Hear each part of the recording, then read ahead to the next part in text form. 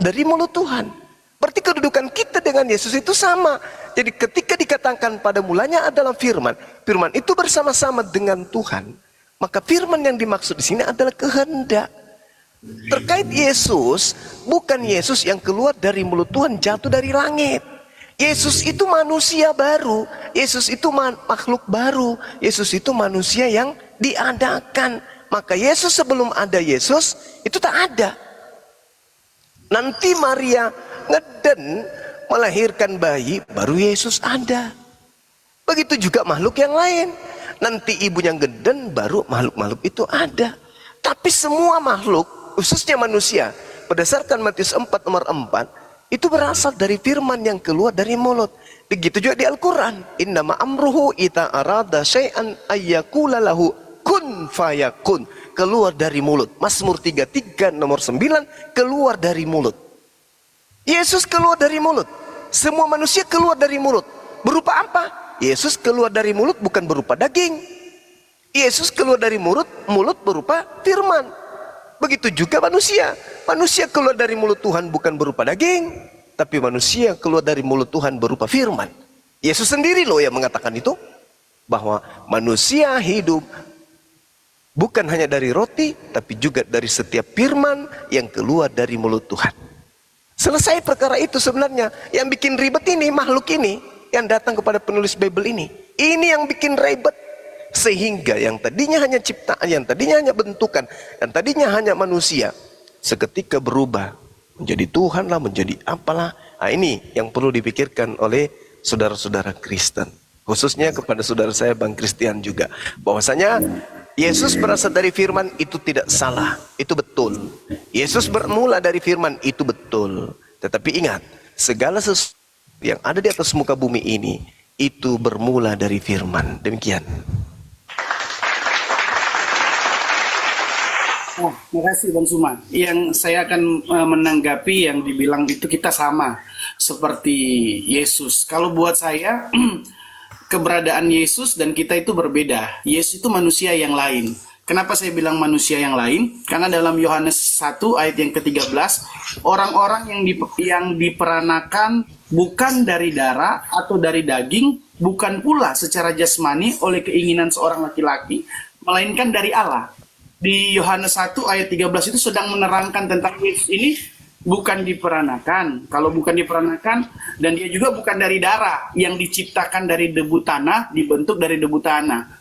Tidak seperti itu. Nah, ayat 14 itu kan dikatakan firman menjadi manusia, diam di antara kita, dan telah melihat kemuliaannya, yaitu kemuliaan yang diberikan kepadanya sebagai anak tunggal Bapa. Ya jelas berbeda. Manusia itu diberikan kemuliaan dari Bapa di sorga, dan sebagai anak tunggal Bapa penuh kasih karunia dan kebenaran. Berbeda dengan manusia yang lain. Bahkan kalau saya pribadi, dia berbeda dengan nabi-nabi yang lain. Nabi-nabi yang lain tidak dikatakan sebelum Yesus. Saya berbicara nabi yang sebelum Yesus tidak dikatakan penuh kemuliaan, tidak dikatakan penuh dengan kasih karunia, dan tidak dikatakan penuh dengan kebenaran. Bahkan tidak dikatakan anak tunggal Bapa. Maka saya berani mengatakan bahwa manusia Yesus itu berbeda, tidak sama dengan manusia pada umumnya. Tidak sama buat saya. Karena ada juga di dalam Bible, selain Yesus diberikan kuasa di bumi di sorga, ketika Yesus dibaptis, di situ ada suara dari sorga yang mengatakan, inilah anak yang kukasihi, kepadanya lah aku berkenan. Di dalam kitab Matius. Di situ menandakan bahwa Yesus ini bukan manusia biasa. Dia tidak sama seperti manusia-manusia yang lain. Jadi buat saya berbeda. Kalau Bang Suma bilang Yesus itu sama seperti kita manusia, buat saya Yesus itu tidak sama seperti kita manusia yang lain. Dia manusia, dalam bahasa saya, dia manusia yang lain. Tidak sama seperti kita. Terima kasih Bang Suma. Iya. Baik.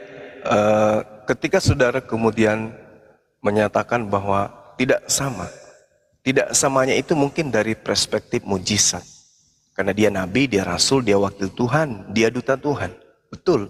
Tapi ke dalam aspek kemanusiaan tak ada bedanya dengan kita. Kita sama-sama makhluk ciptaan yang berasal dari firman. Pengakuan Yesusnya tadi jelas membantah pengakuan iman orang Kristen, Yesus itu adalah firman. Sehingga dia Tuhan. Kalau kita melihat dari pengajaran Yesus ya, di dalam Yohanes 17:16 atau dari nomor 14-nya, di situ dikatakan bahwasanya mereka bukan dari dunia sama seperti aku bukan dari dunia. Arti Yesus dikatakan berbeda dengan manusia itu gugur lagi. Aku sudah menyampaikan firman-Mu kepada mereka dan dunia membenci mereka sebab mereka bukanlah orang-orang yang berasal dari dunia ini. Sama seperti aku juga bukan dari dunia. Gugur lagi di sana. Jadi memang agak berat untuk mendudukkan Yesus ini berbeda dengan manusia lain. Kecuali dari perspektif Nabi dan Rasul. Yohanes 3 nomor 34. Sebab siapa yang diutus oleh Tuhan, dialah yang menyampaikan firman Tuhan, karena Tuhan mengaruniakan rohnya dengan tidak terbatas kepada siapa yang diutus untuk menyampaikan firman. Sama seperti Yesus. Begitu juga teman-teman, begitu juga para nabi yang datang diutus sama seperti Yesus. Dicurahkan roh Tuhan di atasnya dengan tidak terbatas. Makanya Yesus mengatakan dalam Yohanes 10, bukankah dalam kitab Tauratmu dikatakan siapapun yang diserahi tugas menyampaikan firman, maka dia adalah Tuhan itu sendiri. Nah, bahkan kalau Anda membawa data, Yohanes 1 nomor 13, orang-orang yang diperanakkan bukan dari darah atau daging, bukan pula secara jasmani oleh keinginan seorang laki-laki, melainkan dari Allah. Ini harus Anda cermati dengan baik. Yesus itu sedang mengatakan orang-orang yang diperanakkan. Berarti bukan cuma Yesus aja. Ada beberapa orang, di antaranya kemudian anak daripada Zakaria. Bukan lagi anak Zakaria itu berasal dari daging, tapi itu dari kehendak Tuhan. Sama seperti sama seperti Ishak. Itu bukan lagi dari daging, karena Sarah pada saat itu sudah mandul. Tetapi dari kehendak Allah, melainkan dari Allah. Yohanes 1 nomor 13. Orang-orang yang diperanakkan bukan dari darah atau dari daging, bukan pula secara jasmani oleh keinginan seorang laki-laki. Bagaimana kemudian Zakaria menginginkan keinginannya supaya istrinya hamil, tapi tetap mandul. Begitu juga Abraham, keinginan laki-lakinya berkata, kamu harus hamil, tapi nggak mampu kemudian. Tapi karena kehendak Allah, Sarah hamil, Elizabeth hamil, Maria hamil. Berarti Yohanes 1 nomor 13 itu tidak berpacu kepada Yesus saja, tetapi kepada orang-orang. Berarti banyak orang, bukan hanya Yesus, bukan hanya dia, tapi banyak orang, termasuk Yohanes Pembaptis, termasuk Ishak, termasuk Adam. Itu dari kehendak Allah, bukan dari kehendak keinginan laki-laki. Saya kira begitu, Bung. Jadi Yesus dan kita itu sama. Yang membedakan hanya karena dia itu memiliki roh Tuhan di dalamnya, sehingga dia didudukkan sebagai nabi dan rasul. Demikian. Izin ya memotong ya dari tadi. Halo. Silakan.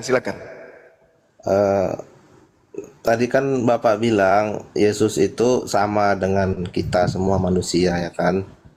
Jadi di Yohanes 5 ayat 58 itu kan sudah disebutkan, sebelum Abraham ada, aku telah ada. Itu kata Yesus sendiri. Bagaimana ke dalam Islam? Apakah sebelum Muhammad itu lahir, dia sudah ada di surga atau di mana gitu? Kalau Yesus dia mengatakan, sebelum Abraham ada, aku telah ada. Itu Yohanes 5:58. Terus dan sebelum ada lagi? Ya maksudnya sebelum Abraham itu kan luas, panjang itu waktunya. Bisa aja sampai sewaktu penciptaan atau bagaimana. Nah, di Kejadian dibilang pada mulanya adalah firman. Firman itu bersama-sama dengan Allah, dan firman itu adalah Allah. Yohanes 3 ayat 16, firman yang menjadi manusia. Nah, seperti itu. Jadi Bapak bilang tadi, karena Bapak ngomongnya panjang lebar, jadi saya bingung mau udah lupa apa yang mau saya bilang. Kan tadi Bapak bilang pun tadi, bagaimana mungkin Allah menciptakan yang sama dengan dia, sementara manusia itu kan diciptakan segambar dan serupa dengan Allah. Itu kalau di ajaran Kristen. Oke, Baru apa lagi, Mas? Ya, Itu aja dulu Bang, satu aja nanti Abang bingung Ya, sendiri. Bapak ngomong panjang lebar, jadi saya pun lupa apa yang mau saya bilang Ya dari justru tadi. itu, jangan panjang lebar, biar kerucut Ya, aja. Bapak ngomong Nanti panjang bingung. lebar. Ya, Gurunda izin. Anda Bang siapa Robis. rupanya? Kalau Anda Bang Anda- Robis kan debatnya lagi sama Bang Saya Christian, nggak Gurunda. dengan Anda, saya nggak dengan Anda. Anda siapa? Betul. rupanya? Anda siapa Ini- ngatur-ngatur kita di sini? Anda cukup dikasih kesempatan ngomong itu sudah syukur kali. Jadi kalau di dalam Al-Quran terkait dengan saudara punya Tuhan bernama Yesus itu nggak ada apa-apanya. Saya lebih dulu daripada Yesus kalau Anda tahu. Coba Anda baca dalam Lukas 2 nomor 11. Hari ini telah lahir. Nah, ini tanggal berapa ini? Tanggal 16. Duluan Bang Suma berarti. Wa idha Anda telah ada sebelum Yesus gitu. Maksudnya Bang Zuma Ya, sudah Yesus ada baru sebelum lahir Yesus. hari ini. Coba Anda dulu baca. lah. Diam Anda dulu. baca Lukas 2 nomor 11. Apa Bang Andi bacanya itu di udah situ? moderator, Bang Andi. Hari ini lahir kan? Yesus berarti tanggal 15 Agustus kan? 16 Agustus kan? Saya udah lahirnya sudah lama, dia baru lahir hari ini. Nah, sedangkan kalau berbicara mengenai Al-Quran, di dalam kehidupan umat manusia anak keturunan Adam, itu sudah ada di alam roh. Allah Subhanahu wa Ta'ala kemudian berkata kepada mereka, kita ini keturunan Adam. Kita ditanyai oleh Allah, bukankah aku ini Tuhanmu? Alastu birabbikum? Qalu bala syahidna. Iya, aku bersaksi engkau itu adalah Tuhan kami. Itu di alam roh. Kita semua ini sudah ada. Kalau Anda tidak percaya, coba Anda baca Efesus 1 nomor 4 nomor 5. Sebab di dalam Dia Tuhan telah memilih kita sebelum dunia dijadikan supaya kita kudus dan tak bercatat di hadapannya. Jadi sebelum dunia dijadikan kita sudah ada menurut Efesus 1 nomor 4 nomor 5. Anda baca Pengkhotbah 3 nomor 15. Yang sekarang ada dulu sudah ada, dan yang akan ada sudah lama ada, dan Allah mencari yang sudah lalu. Anda baca lagi di Amsal 8 nomor 22. Salomo mengatakan, aku ada sebelum langit digariskan. Yesus Anda kalah. Jadi kalau halnya dasar-dasar kayak begitu Anda jadikan sebagai acuan untuk melampaui duluan mana Maria dengan Yesus saja nggak bisa Yesus itu. Bahkan untuk mendahului palungan tempat dia diletakkan dengan dirinya lebih duluan palungan Bang daripada Yesus. Paham ya? Yesus disimpan di palungan pada saat dia dilahirkan. Palungan berarti lebih dulu datang daripada Yesus ada. Gitu. Silakan. Kalau palungan barang datangnya sama Yesus gimana? Berarti sementara dibuat dong palungannya, belum selesai. Yesus diletakkan situ Bang. Puyeng-puyeng lo semua lo.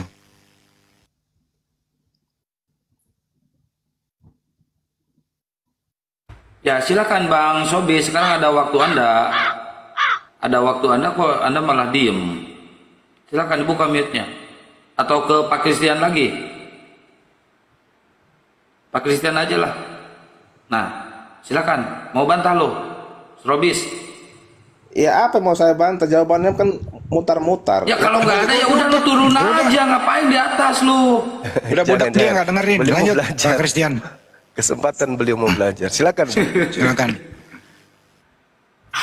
Ya, Silakan makasih. Saudara. Iya. Ya, makasih Bang Zuma. Jadi, ya mungkin saya mengerti dengan pemahamannya Bang Zuma tadi bilang bahwa Yesus itu sama seperti manusia yang lain. Cuma di Bible kami selain dibilang itu kan, kalau tadi disinggung sama Bang Zuma bilang bagaimana dengan yang lain kalau secara apa tadi Ishak ya, di Ishak dibilang itu berbicara tentang mujizat. Nah, kelahiran Ishak kalau saya pelajari kan itu Sarah sudah tidak bisa bereproduksi lagi, bahkan bukan cuma Sarah, Abraham pun sudah tidak bisa. Umurnya sudah, bahkan tubuhnya juga kalau itu sudah tidak bisa untuk bereproduksi atau berhubungan seksual. Tetapi karena mujizat Allah, maka Ishak lahir. Nah, kalau berbicara tentang Ishak itu mujizat, tapi ketika berbicara tentang Yesus itu konteksnya lain lagi. Kalau kami dalam kekristenan memang mempercayai bahwa ketika Ishak lahir itu mujizat, tapi ketika Yesus yang diutus ini, firman yang diutus yang menjadi manusia itu bukan hanya sekedar berbicara mujizat, tetapi lebih daripada mujizat kalau Yesus. Maka ada perbedaan. Yang satu sisi Ishak itu adalah mujizat. Oh, hilang ya gambar ya?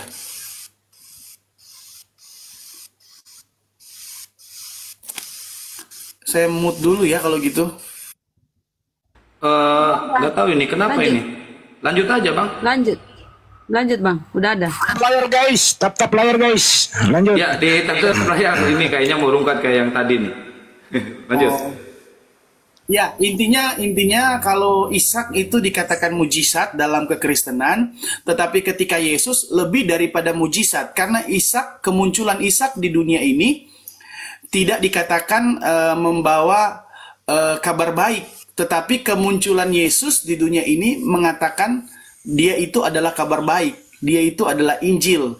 Injil dalam arti itu kabar baik. Nah, perbedaannya itu. Makanya kenapa saya bilang Ishak adalah sebuah mujizat, kelahiran Ishak.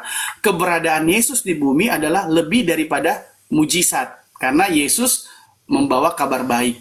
Itu dia. Iya, baik Bung. Jadi kalau lahir secara mukjizat itu kita tahu ya, di dalam Bible itu ada 7, ya minimal 7 kayaknya. Yang lahir secara mukjizat berdasarkan apa yang diberitakan kemudian oleh Bible. Ishak, Yusuf, Musa, Simpson, kemudian Samuel juga, termasuk Yohanes Pembaptis dan Yesus itu sendiri. Artinya, saudara tadi membawa Yohanes 1:13 itu tidak membawa efek apa-apa terhadap Yesus. Karena ternyata Yohanes Pembaptis pun diceritakan seperti apa yang Yesus katakan tadi di Yohanes 1 nomor 13 itu. Orang-orang yang dilahirkan dari kehendak Tuhan. Seperti itu adanya.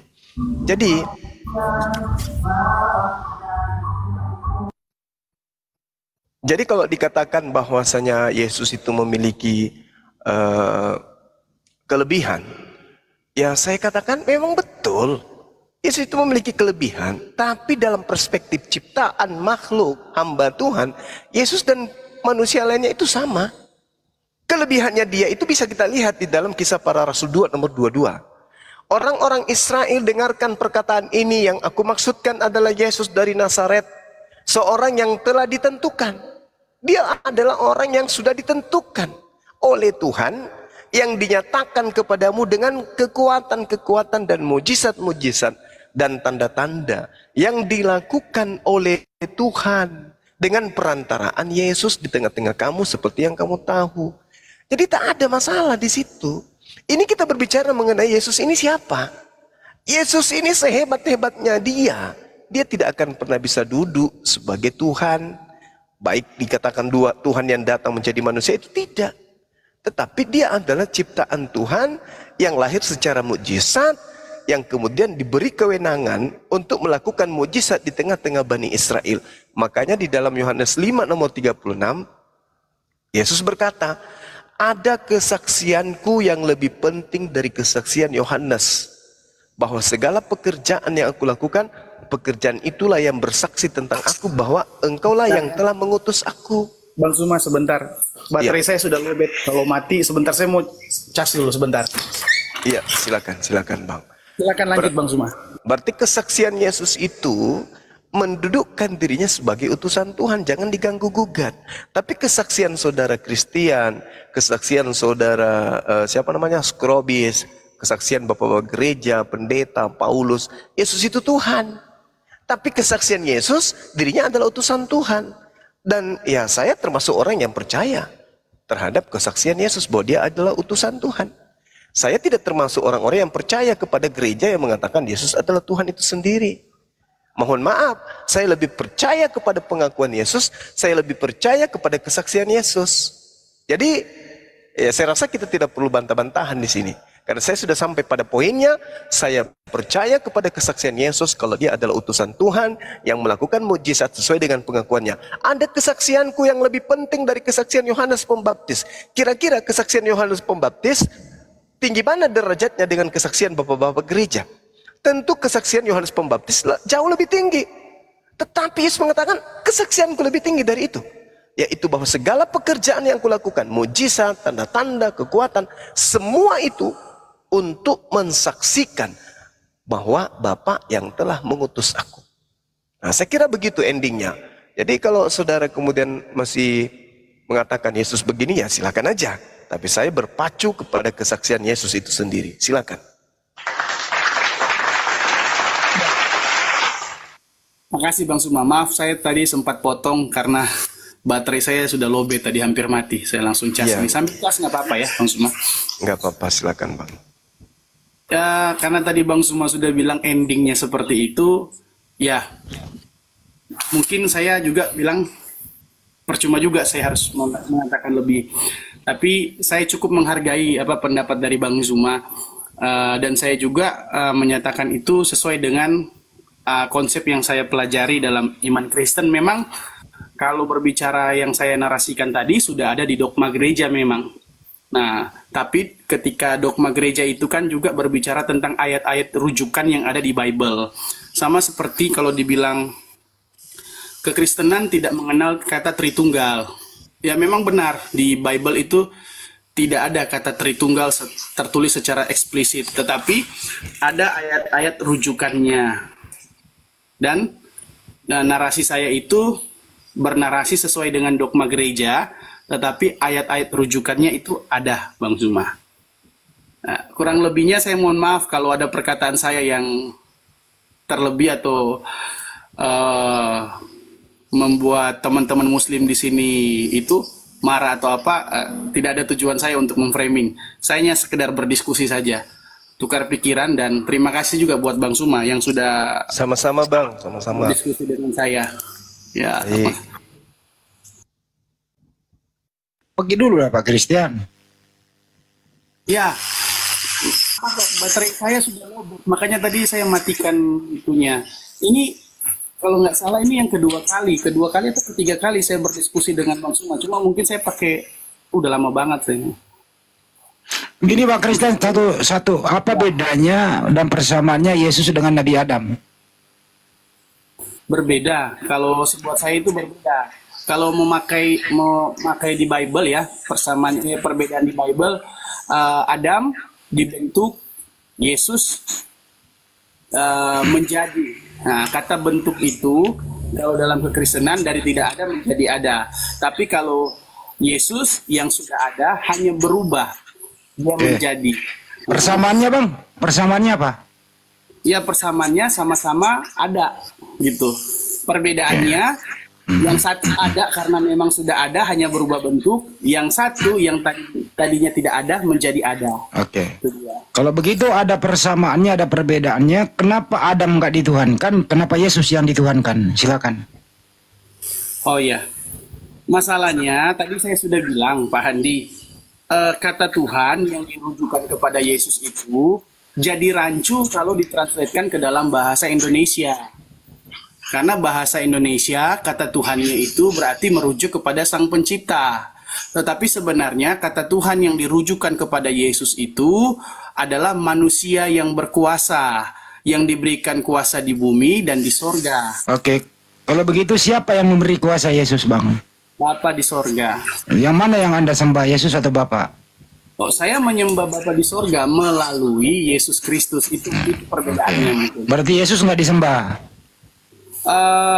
Kalau bilang Yesus nggak disembah, tadi saya sempat berdiskusi dengan Bang Zuma dalam Ibrani 1 ayat yang ke-6 di situ, ketika Yesus juga menceritakan ketika keberadaan Yesus di sorga, malaikat pun menyembah Yesus. Tadi saya bilang, saya sempat singgung itu. Jadi secara tidak langsung kami juga kekristenan menyembah Bapa melalui Yesus Kristus, tetapi tidak menyangkal juga bahwa ketika ada pujian untuk kami rujukan kepada Yesus, itu dengan kata lain itu sudah pergi juga kepada Oke, Bapa. kalau gitu diputuskan sembahan Anda dua, Yesus dan Bapa, betul? Bisa jadi. Oke, terima kasih. Selesai. Kalau secara Udah. logika seperti itu. Oke, makasih kejujuran Anda. Makasih, Bang.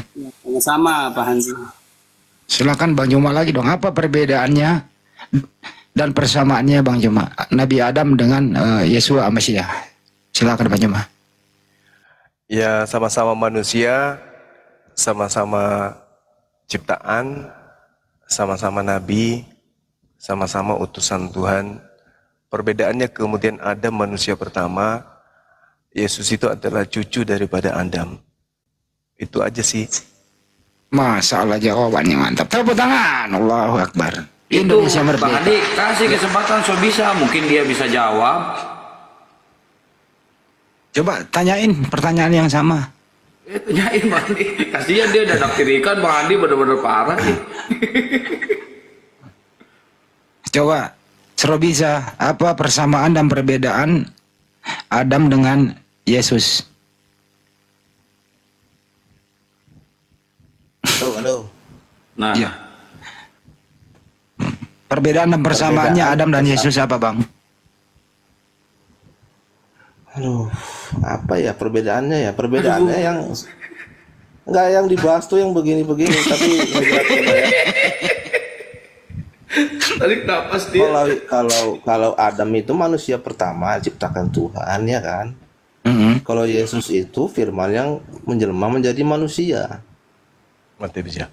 Persamaannya? Nah, persamaannya ya ya waktu Bingung. mereka jadi waktu Yesus jadi manusia ya sama-sama manusia. Sama-sama manusia. Ada persamaannya. Udah, selesai. Ada. Jadi Yesus manusia sama-sama dengan Adam ya, manusia ya.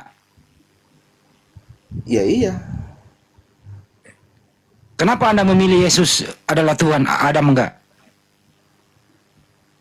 Satu,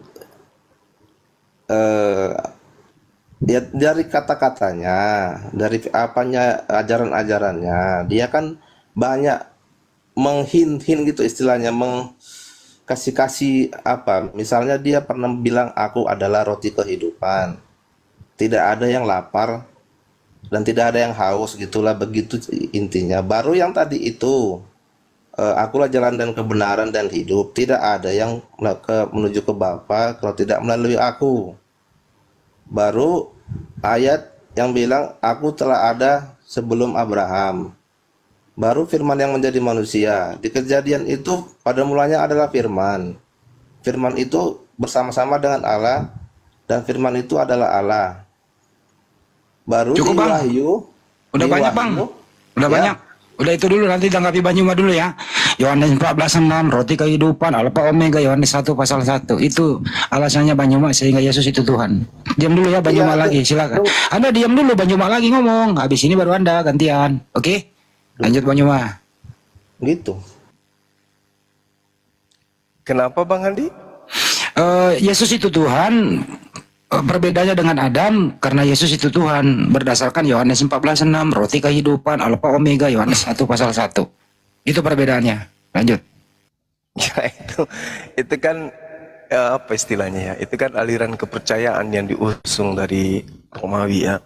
Kalau Yesus sendiri itu tidak menganut ajaran itu. Itu makanya tadi saya tadi sore sempat bertanya kepada salah satu pendebat dari saudara Kristen. Yesus itu sebenarnya ketika dia menjadi pengajar di tengah-tengah Bani Israel, dia itu mau dikenal sebagai Tuhan atau dikenal sebagai utusan Tuhan? Ternyata Yesus itu mau dikenal sebagai utusan Tuhan. Maunya Yesus, dia dikenal sebagai utusan Tuhan. Itu intinya. Dia mau dipercayai sebagai utusan Tuhan. Tapi Kristen yang muncul ratusan tahun kemudian setelah Yesus terangkat ke langit, mengupayakan agar Yesus itu Tuhan. Dengan berbagai macam alibi, opini, tuduhan, orasi yang dibangun kemudian, yang mana paradigma ini dihasilkan dari pengajaran-pengajaran yang muncul setelah Yesus itu ada di bumi. Nah, karena itulah kemudian saya katakan, Yesus itu manusia dan dia mau dipercayai sebagai utusan Tuhan. Dia datang di tengah-tengah Bani Israel. Bani Israel terpecah menjadi 3 kelompok dengan keberadaan Yesus. Ada yang menerimanya, betul-betul menerimanya sebagaimana misinya, sebagai Mesias. Yang kedua, ada yang menolaknya sebagai Mesias. Yang ketiga, ada yang netral, tidak menerima sebagai Mesias, tidak juga menjadi musuhnya Yesus. Itu yang terjadi pada masa itu. Tapi setelah dia terangkat ke langit, ratusan tahun kemudian muncul kelompok baru yang mendudukkan dia sebagai Zeus yang turun menjadi Hercules, dan dihapuskan itu nama Yesus yang diangkat untuk mendudukkan posisi Hercules.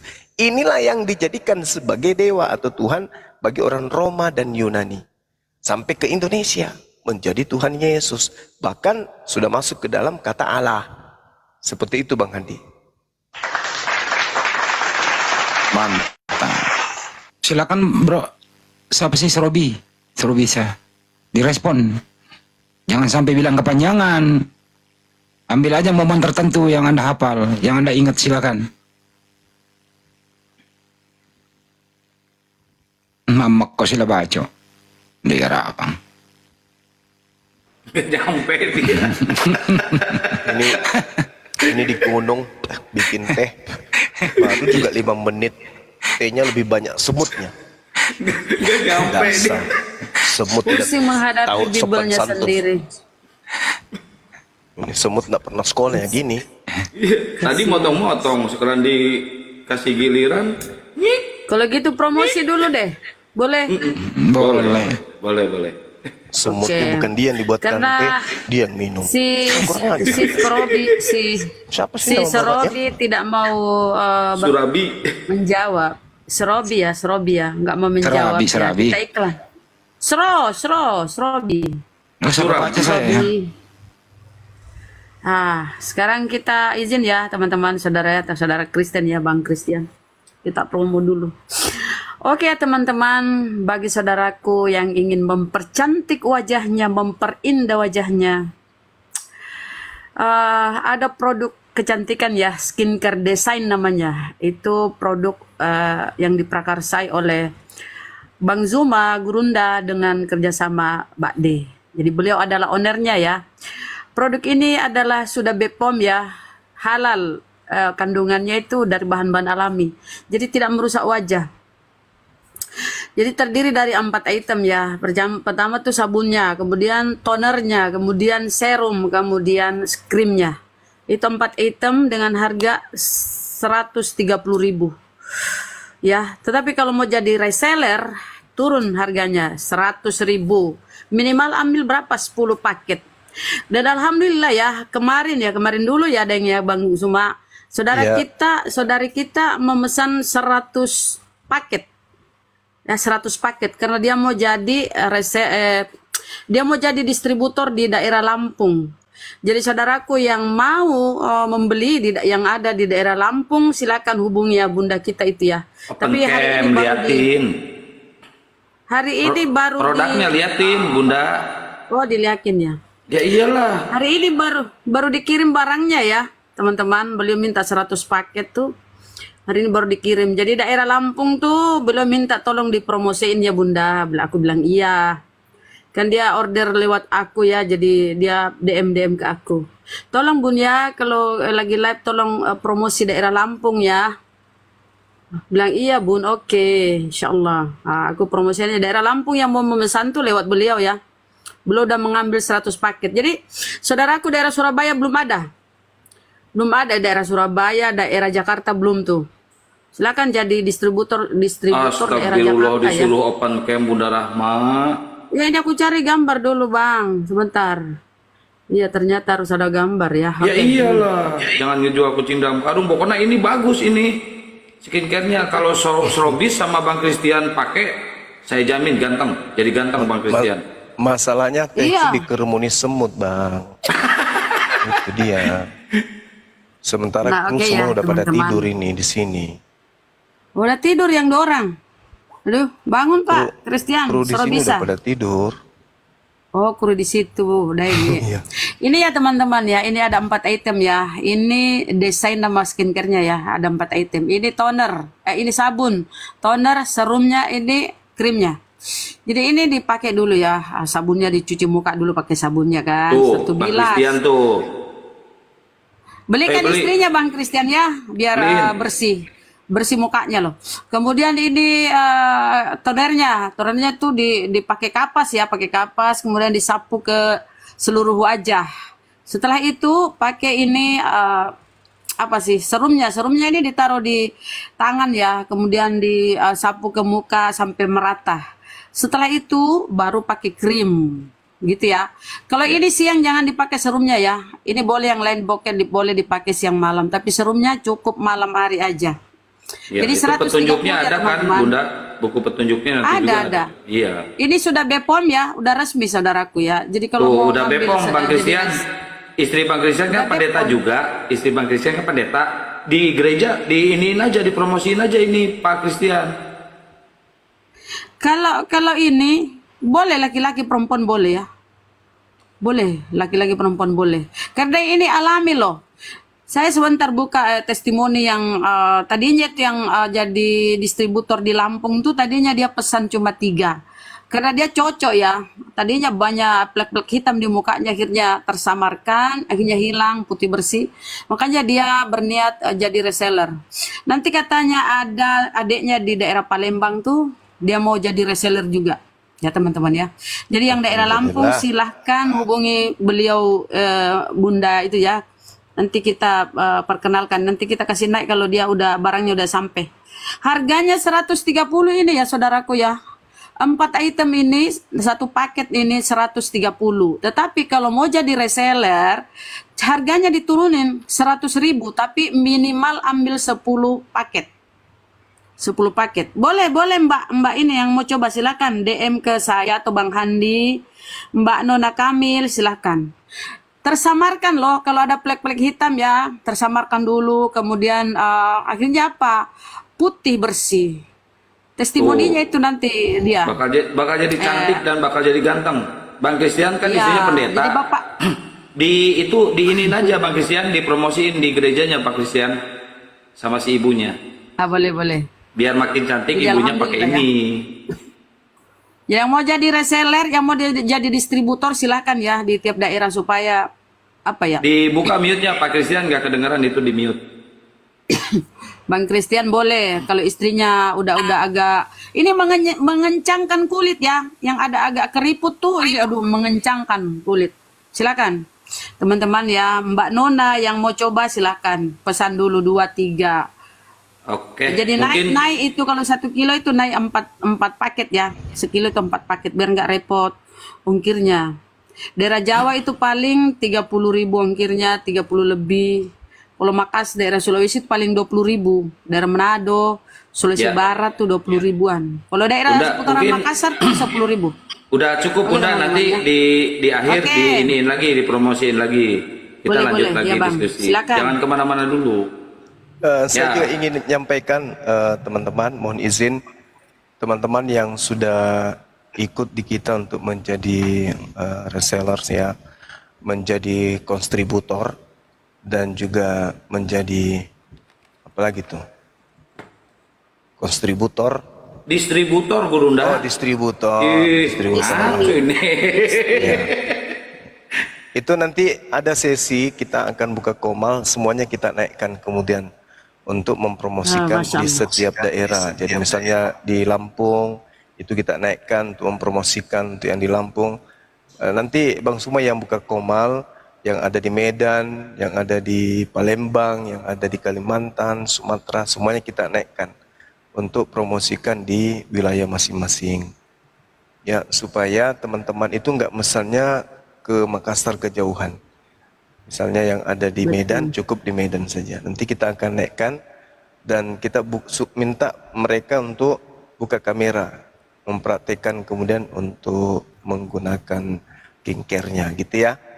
Jadi semua eskapator yang ada di luar Makassar kita akan naikkan kemudian di Komal untuk promosi masing-masing. Gitu. Begitu Bunda Rahma dan teman-teman yang lain.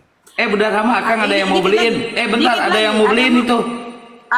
DM ke aku. DM, Bang Alhami DM ke Bunda Rahma ya. Aku ada yang mau beliin. Terus aku sampaikan ke adminnya Gurunda. Atau DM ke Sembarang ya. Ke aku boleh. Silakan. Iya, yang mau jadi eskapator silakan hubungi Bunda Rahma juga bisa. Distributor. Eskapator itu tempat buat manjat, Gurunda. Iya, tapi kan netizen kalau chat sama saya Eskapator eskapator. tempat manjat. Aku kira itu yang mobil-mobil besar itu bukankah? Ustaz Alif bilang gini, Bang Zuma nggak usah promosi-promosi, nggak pernah benar katanya. Entah apa-apa dibilangnya.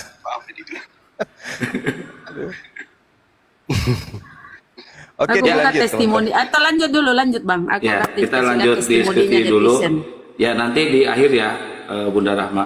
Bang Sorobisa sama Bang Christian silahkan dilanjut lagi. Beko. Iya, kalau saya sih berpendapat apa ya, pendapat ya, argumen-argumen yang dibilang Bang Zuma ini dari tadi itu kan, jatuh-jatuhnya itu sebenarnya tidak membuat saya tuh tertarik ke Islam. Malah jadi ya palingan turun jadi sekte Kristen yang lain seperti itu. Karena dia Bang Zuma itu kan Siapa berarti juga kan yang mau ngajak lu mengakui, mualaf?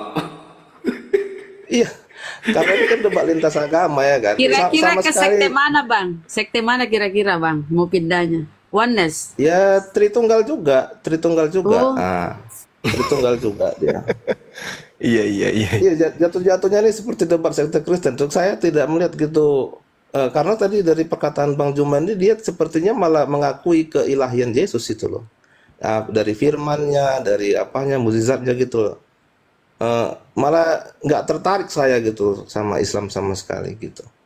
Nah tadi untuk menanggapi yang abang bilang tadi, kenapa Yesus itu kayak dua pribadi ya di setelah perjanjian gimana setelah zaman Paulus itu kayak berbeda gitu.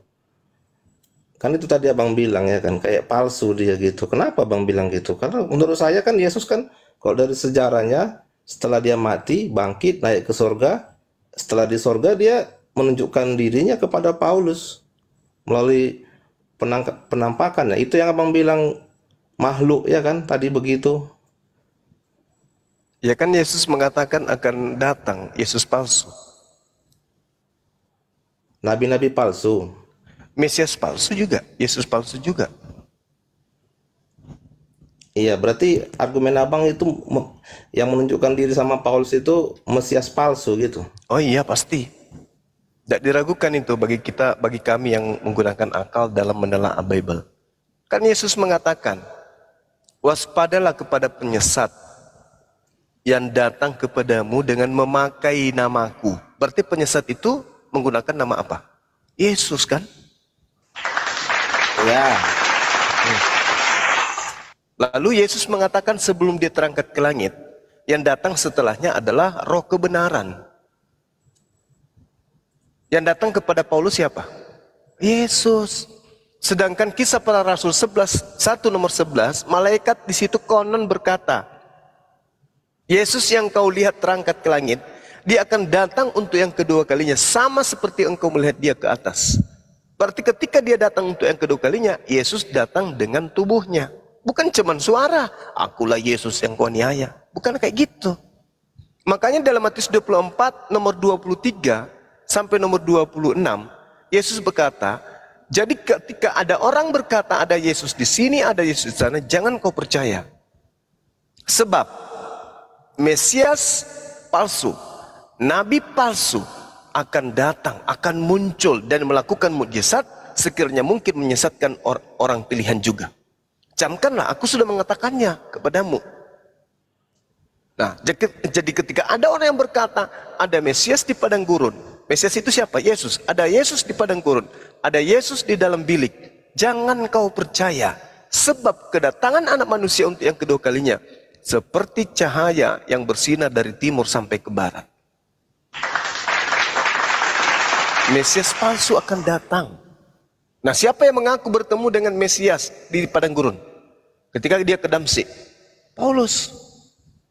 Siapa yang mengaku bertemu dengan Yesus dalam bilik? Ketika dia menulis kitabnya, Paulus. Karena dia mengaku dalam Galatia 1 nomor 11, aku menerima bukan dari manusia, tetapi aku menerima Injil dari pernyataan Yesus. Berarti Yesus datang di dalam bilik. Sementara Yesus mengatakan, jangan kau percaya ketika ada orang berkata bertemu dengan Mesias, bertemu dengan Yesus di padang gurun. Jangan kau percaya. Atau berkata ada Yesus dalam bilik. Jangan kau percaya. Satu-satunya orang Farisi yang pernah mengaku bertemu dengan Mesias di padang gurun dan dalam bilik penjara hanya Paulus. Yang lain tak ada. Makanya Yesus mengatakan dalam Matius 23 nomor 15, celakalah engkau wahai ahli Taurat, wahai orang Farisi, wahai orang munafik. Engkau menjelajahi daratan, engkau menyeberangi lautan, mentobatkan orang. Ketika orang itu menjadi pengikut agamamu, kau jadikan dia menjadi orang neraka dan 2 kali lebih jahat daripada engkau sendiri. Siapa orang Farisi, ahli Taurat yang menyeberangi lautan, menjelajahi daratan, mentobatkan orang di luar Yahudi untuk menjadi pengikut agamanya? Siapa kira-kira? Nah, renungkanlah itu.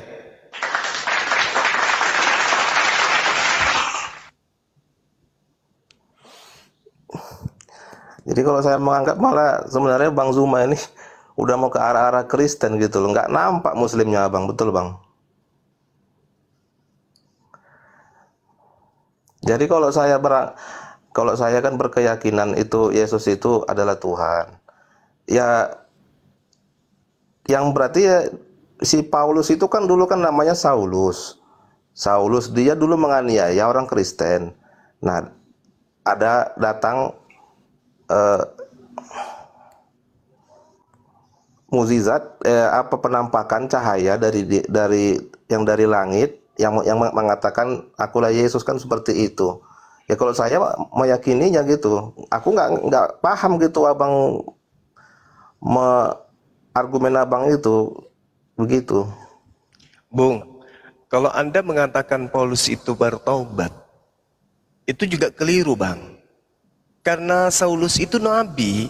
Coba Anda baca dalam Kisah Para Rasul 13 nomor 1. Di Antioquia ada beberapa nabi. Di antaranya adalah Saulus. Berarti Saulus ini nabi tadinya. Menurut Lukas. Dan benar saja Paulus mengatakan dalam kitabnya Galatia 1 nomor 15. Aku dipilih dari sejak dalam rahim ibuku. Dipilih jadi apa? Sedangkan di dalam Mazmur 58, di situ dikatakan bahwa Tuhan memilih penyesat dari sejak dalam rahim ibunya. Kalau Yesus dipilih menjadi rasul dari sejak dalam rahim ibu, kenapa dia tidak mewakili Yesus? Kenapa justru menjadi musuh Yesus? Kenapa justru menjadi penganiaya murid Yesus kalau dia dipilih menjadi rasul dari sejak dalam rahim? Berarti dia dipilih menjadi penyesat dari sejak dalam rahim ibunya. Itu yang betul. Kalau Anda ingin melihat ending pengajaran Paulus, coba Anda lihat di dalam Matius 12. Apa kata Yesus di sana? Yesus mengatakan pada waktu pada saat Yesus ada di tengah-tengah Bani Israel, datang kepadanya beberapa ahli Taurat dan orang Farisi. Apa kata orang Farisi ini? Wahai guru, kami ingin melihat satu tanda darimu. Tetapi jawab Yesus kepada mereka, angkatan jahat ini minta satu tanda. Angkatan yang tidak setia ini minta satu tanda. Dan tidak akan diberikan satu tanda apapun kecuali tanda Yunus. Sebab Yunus 3 hari 3 malam dalam perut ikan, demikian juga anak manusia 3 hari 3 malam dalam perut bumi. Berarti yang percaya tentang kebangkitan adalah angkatan jahat. Karena ini adalah tanda yang diberikan Yesus kepada angkatan jahat. 3 hari 3 malam. Berarti setelah hari malam ketiga, besoknya dia harus bangkit dong. Angkatan jahat ini dan angkatan tidak setia ini minta satu tanda. Dan tidak akan diberikan satu tanda apapun kecuali tanda Yunus. Apa itu 3 hari 3 malam? Nah ini di Kristen kan? Ya betul, itu di Kristen. Nah sekarang terkait dengan Paulus, Anda baca data selanjutnya. Matius 12 nomor 43. Apabila roh jahat keluar dari manusia yang tadinya bertobat, dari membuat manusia lain itu teraniaya, maka roh jahat itu pun mengembara ke tempat-tempat yang tandus mencari pemberhentian. Tetapi dia tidak mendapatkannya. Lalu roh jahat itu berkata, aku akan kembali ke rumah yang telah kutinggalkan itu. Artinya masuk kembali ke orang yang sudah bertobat tadi. Maka pergilah roh jahat itu mendapati orang yang tadi bersih, tersapu dan rapi teratur. Lalu roh jahat itu keluar kembali dan mengajak 7 roh lain yang lebih jahat daripadanya, dan mereka masuk dan berdiam di situ. Maka akhirnya keadaan orang itu lebih buruk daripada keadaannya semula. Demikianlah juga yang berlaku atas angkatan jahat ini. Paulus menganiaya murid Yesus. Itu pasti di dalam tubuhnya ada roh jahat. Begitu dia bertobat, roh jahatnya keluar. Tapi roh jahat ini ternyata kembali lagi kepada Paulus dengan membawa 7 roh yang paling jahat, yang lebih jahat. Maka Paulus semakin menjadi-jadi. Makanya dikatakan kau jadikan dia orang neraka dan 2 kali lebih jahat daripada engkau sendiri. Apa kata Yesus di dalam Matius 12:45? Demikian juga akan berlaku atas angkatan jahat ini. Berarti tadi angkatan jahat minta satu tanda, tidak berikan satu tanda kecuali tanda Yunus, yaitu bangkit pada hari ketiga. Nah, ternyata Paulus yang adalah angkatan yang tidak setia ini, itu menjajangkan kebangkitan Yesus sebagai simbol ketuhanan kepada orang-orang Romawi. Coba Anda renungkan itu. Coba Anda renungkan. Ini pengakuan Yesus dalam Matius 12 dari nomor 38 sampai nomor 45. Tanda Yunus adalah simbol angkatan tidak setia. Apa buktinya Yesus Paulus tidak setia? Tadinya dia adalah penganut Taurat. Tapi begitu kemudian dia datangi makhluk yang mengaku Yesus, seketika dia mengatakan bahwa Taurat itu adalah sampah. Coba Anda baca di dalam Filipi 3 nomor 8. Paulus mengatakan bahwa Taurat itu adalah tinja.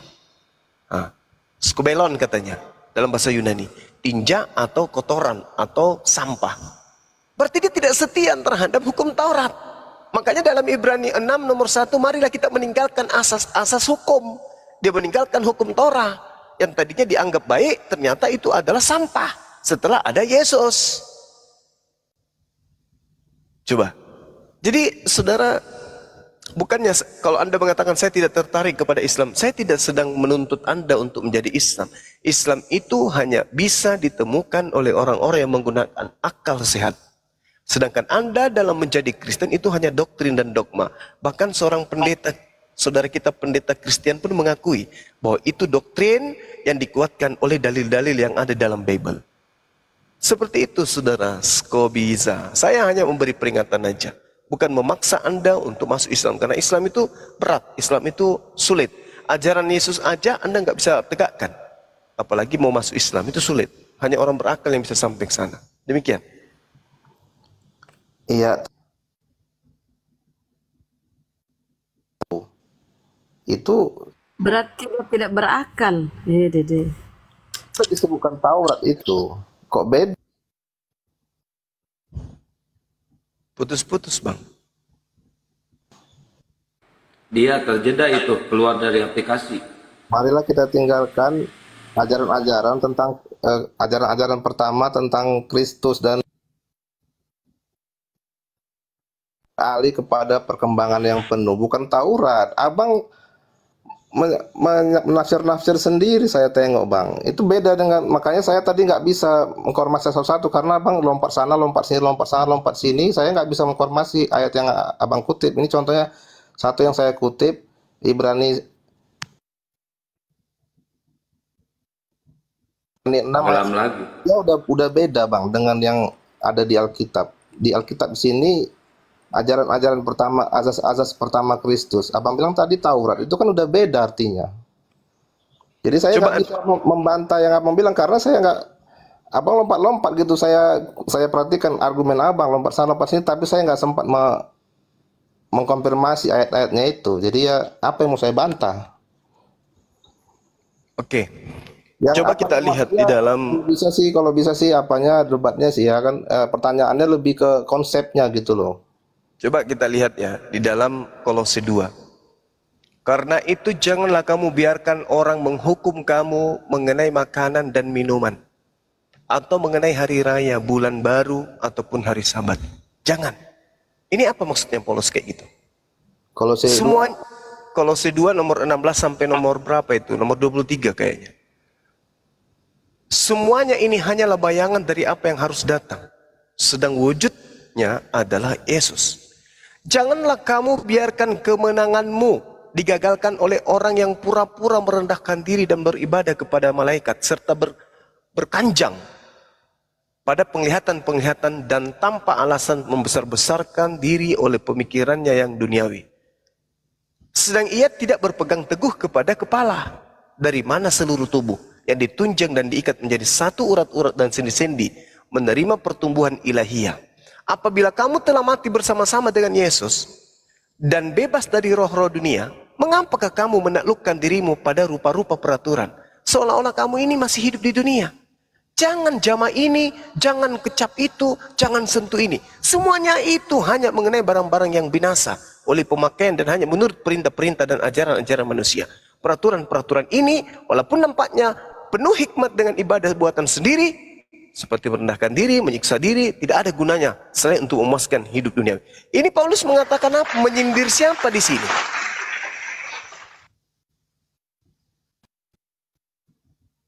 Kemana orangnya?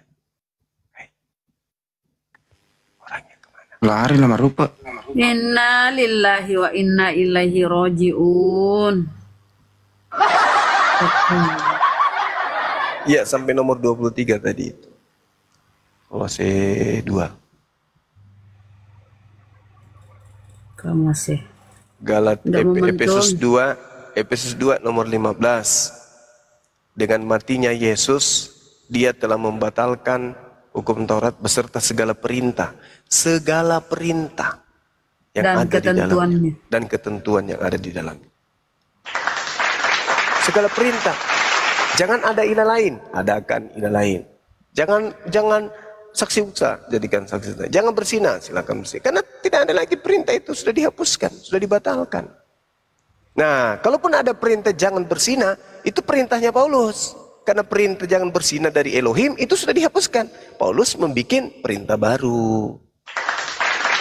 Makanya Yesus mengatakan, iblislah yang menjadi bapakmu dan kamu mau melakukan keinginan-keinginan bapakmu. Paulus mengatakan dirinya sebagai bapak di dalam Yesus Kristus. 1 Korintus 4 nomor 15. Betul ya? Akulah yang menjadi bapak di dalam Yesus Kristus. Padahal Yesus mengatakan, jangan menyebut bapak siapapun di atas muka bumi ini. Sebab hanya ada satu bapak, yaitu dia yang ada di surga. Saya kira begitu sementara. Teh saya sudah banyak semutnya. Namanya juga di gunung banyak semut. Silakan diambil alih dulu. Saya bikin teh dulu campur masak. Silakan. Iya, banyak-banyak menjadi persoalan di sini. Kan hukum Taurat itu kan, kalau dia membaca baik-baik Yeremia 31 kan itu kan perjanjian baru buat Bani Yakub, Bani Israel. Hukum Taurat itu bukan untuk siapa-siapa kecuali untuk Bani Israel. Kenapa ada orang di luar Bani Israel membatalkan hukum orang? Terus dipilih-pilih sebagian.